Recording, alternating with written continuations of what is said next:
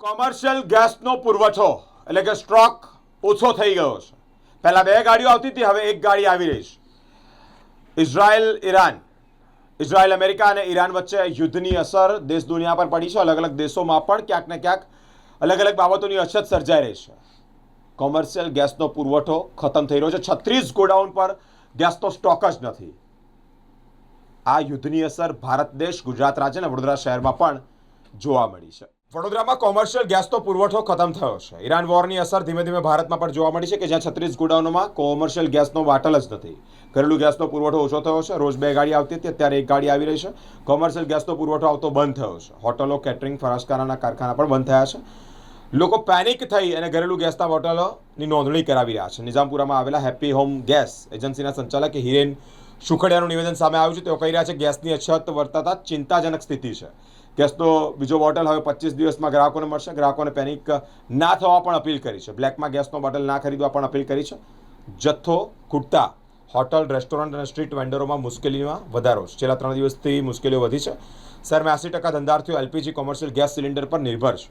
Commercial ગેસનો bottle નહીં મળે તો ધંધાને અસર પડી શકે છે. ગેસ સિલિન્ડરની અછત સર્જાતા એજન્સીઓ કાળાબજારી કરી રહ્યા છે તેવી પણ બૂમો છે. 1800 રૂપિયાનો ગેસનો બોટલ 2400 રૂપિયામાં હાલ મળતો હોય તેવી પણ બૂમો સામે આવી છે.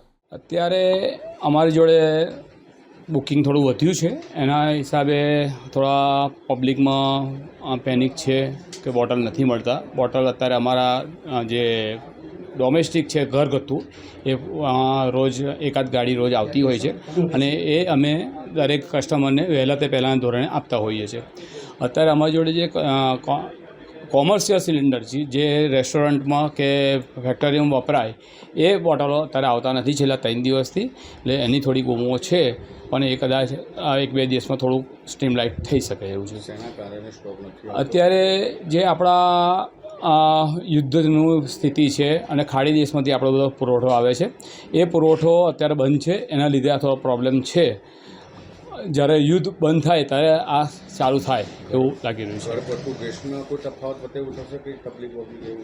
થઈ શકે. અત્યારે સ્ટોક ઓછો છે એટલે અને જે રીતે મીડિયામાં આવી રહ્યું છે કે ભાઈ બ્લેકમાં વેચાય છે, કે લોકો જેને જરૂર નથી એ 2-3 બોટલો લેવા માંડ્યા છે. અત્યારે જઈથી મળે ત્યાં જેની જોડે પાઇપલાઇન છે, કે જેની જોડે બોટલો પડ્યા છે, એમના ઘરે પાઇપલાઇન આવી ગઈ છે, પણ એ લોકો પોતાના સ્પેરમાં બોટલો ભરાઈને રાખે છે. એના લીધે થોડી ક્રાઇસિસ જેવું અમને લાગે છે, પણ એ ધીરે ધીરે બધું સ્ટ્રીમલાઇટ થઈ જશે.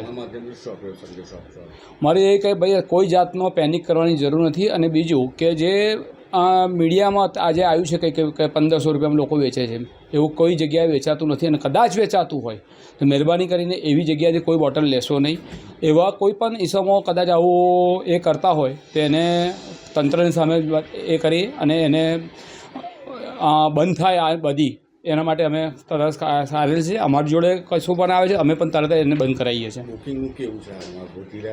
અત્યારે બુકિંગ આ પેનિક બુકિંગ છે, એટલે બુકિંગ વધવાનું. અત્યારે આ સમયે અમારું જો બુકિંગ બહુ ઓછું હોય ઉનાળામાં, પણ તે છતાં અમારું બુકિંગ વધી રહ્યું છે કે લોકોને ગભરાઈ ગયા કે આ લૂંટીને ગેસ ના મળે તો શું, એના માટે બુકિંગ કરે. બધા જોડે ગેસ છે, પણ એક સ્પેરમાં મૂકી રાખવા માટે પણ એ લોકો બુકિંગ કરી રહ્યા છે.